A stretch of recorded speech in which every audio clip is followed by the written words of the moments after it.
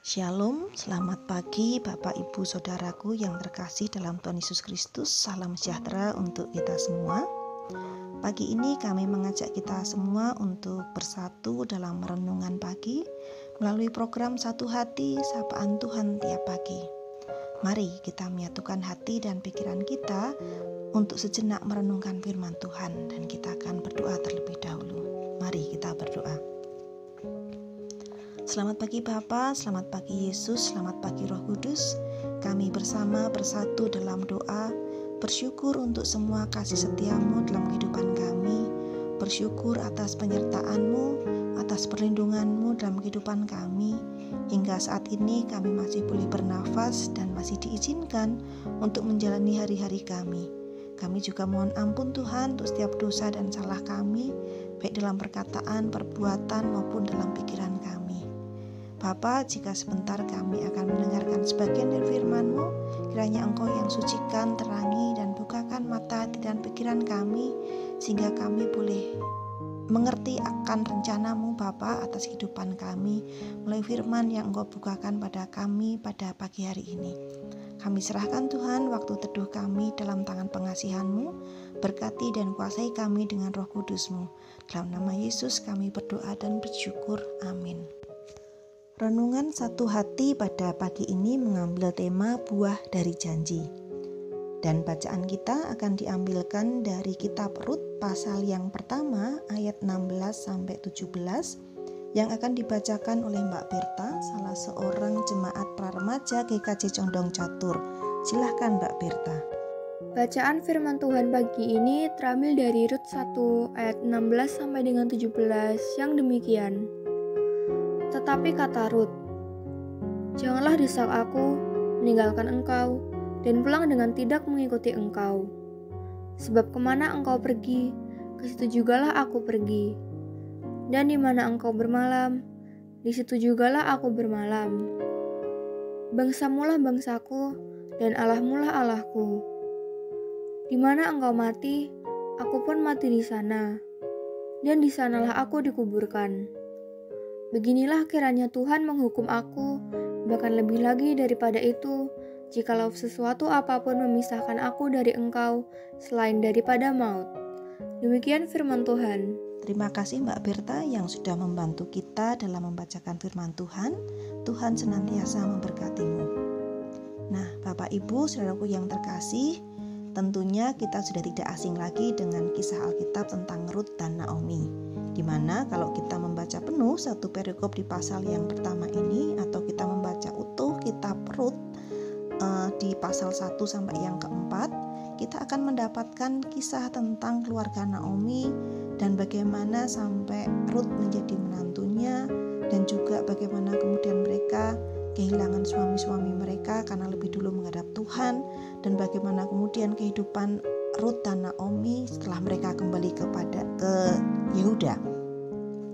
Dari perikop ini kita semua juga bisa melihat bagaimana kecintaan Rut kepada Naomi, mertuanya, yang sungguh-sungguh luar biasa.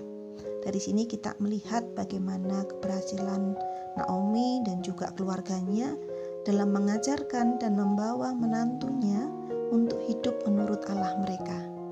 Sehingga ketika Rut yang masih muda ini disarankan untuk tidak ikut dengan Naomi pulang ke Yehuda dengan harapan agar dia bisa kembali ke Moab, dia bisa menikah dengan lelaki lain di Moab, begitu ya. Rut menolaknya. Dan Rut membuat janji iman untuk tetap setia atau mengikuti Naomi dan juga Allah mereka.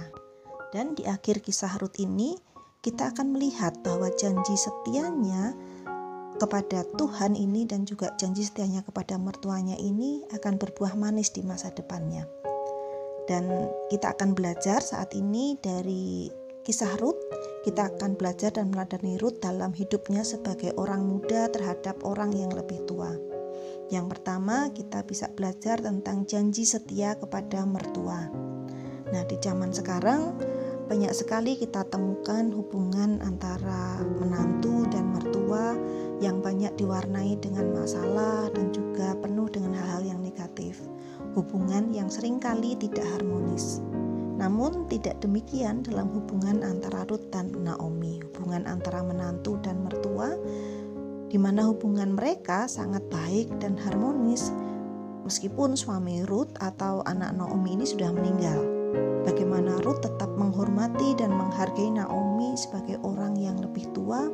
Bahkan lebih dari itu, Ruth sudah menganggap mertuanya seperti orang tuanya sendiri yang patut untuk dia sayangi dan dia hormati.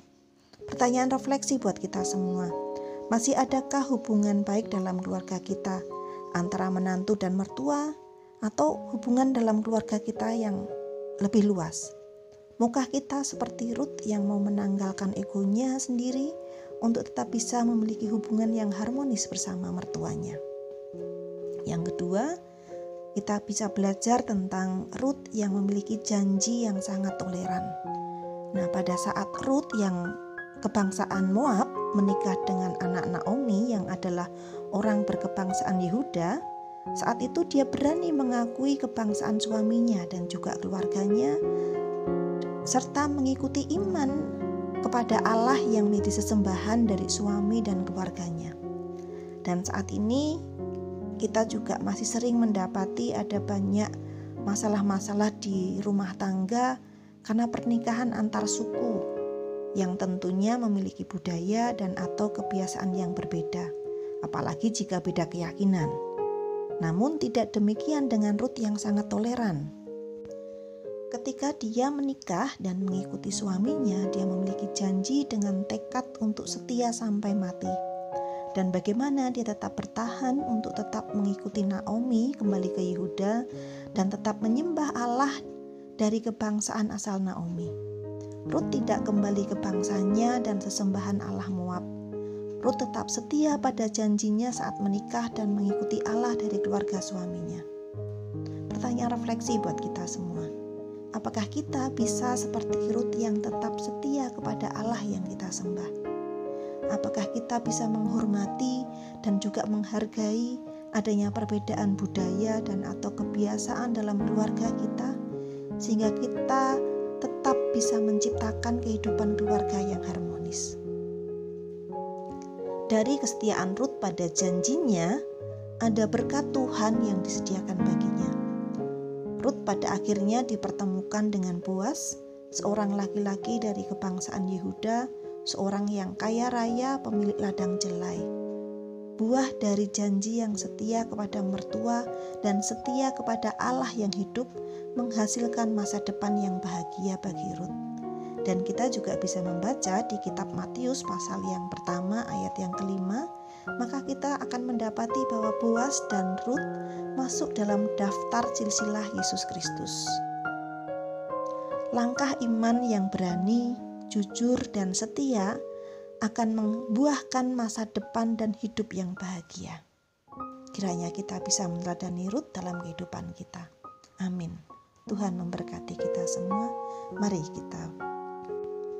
Bapa, kami bersyukur atas firman-Mu pagi ini yang boleh mengingatkan kami tentang janji dan kesetiaan kepada Allah, dan juga bagaimana kami harus hidup secara harmonis dalam keluarga kami, secara khusus bersama dengan mertua dan orang tua kami.